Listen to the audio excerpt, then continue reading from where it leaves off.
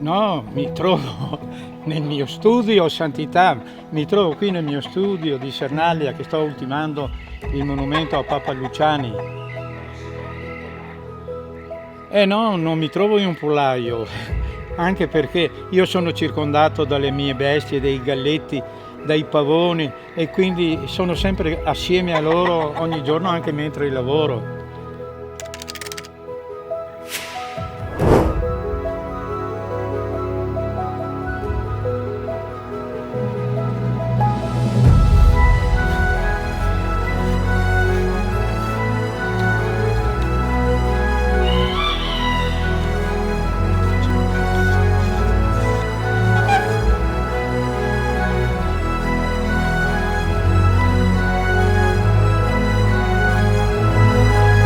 Maestro Bagliana, buongiorno. Oggi noi parleremo dei suoi bozzetti, di come la sua arte, le sue sculture nascono proprio partendo da questi disegni. Qua vediamo un bellissimo gallo che è l'animale simbolo quando noi pensiamo a lei, no? Lo Certo. scultore del vento. Certo. Ma il bozzetto in realtà viene ispirato da cosa?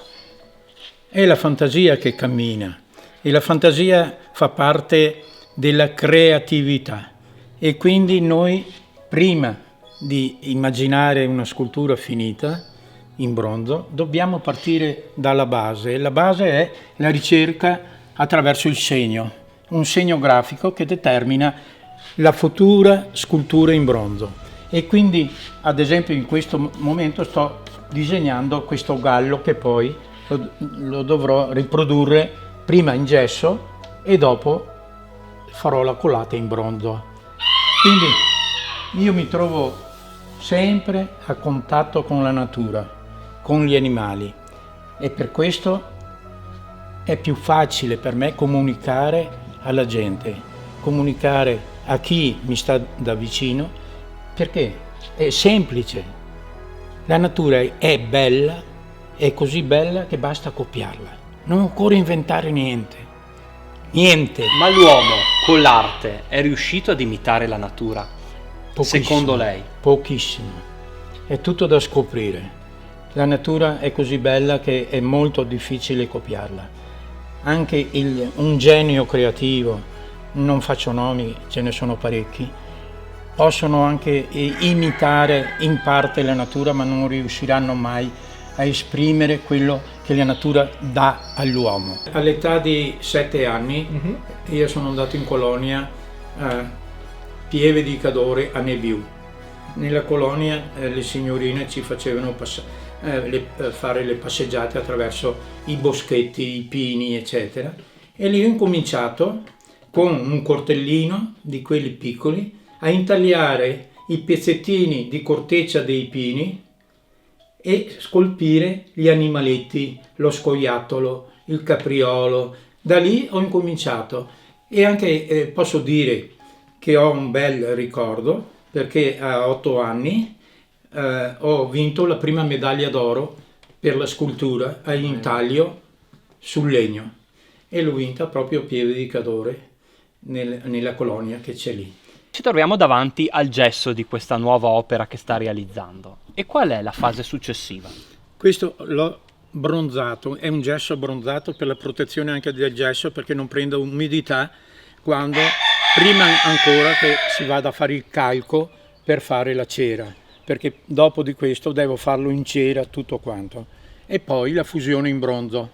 Quindi questo è un passaggio obbligato dal disegno alla modellazione del gesso e l'opera è finita. Ci sarà il passaggio della fusione in bronzo, ci si accorgerà che questa pattina si trasforma in qualcosa di più caldo, si manifesta attraverso un calore umano.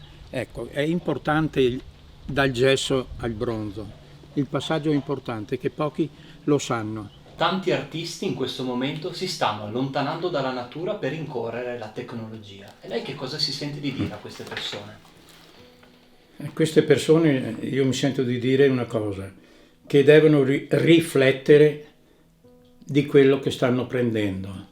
La strada che stanno intraprendendo non è la più facile, perché la tecnologia ha sempre delle grosse sorprese e anche delle grosse delusioni, E prima di allontanarsi tanto dalla natura è meglio che siano consapevoli di vivere dentro la natura, perché la natura è la cosa più bella che Dio ci ha dato e noi dobbiamo valorizzarla, non distruggerla. Lei ha visto in questo servizio siamo stati interrotti più volte dai suoi galli, dal canto dei suoi galli, Sì. e abbiamo iniziato il nostro servizio con questa chiamata che è successa veramente. Sì. Papa Francesco l'ha chiamata, ha sentito come stiamo sentendo noi il Sì. canto di questi galli, Sì. e cosa le ha chiesto?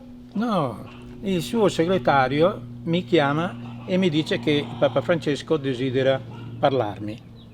Mi passa Sua Santità, gli dico: Santità, mi deve scusare, sa, ma purtroppo con questa coronavirus non posso muovermi. E io capisco bene, fa lui. Ma dov'è che si trova, maestro? E nello studio. Oh no, mi sembrava aver sentito un gallo cantare. Credevo che fossi un pollaio. No, Santità, sono nel mio studio circondato da galletti, galline e pavoni, che sono la mia passione. Ah, bene, se è così, lo aspetto.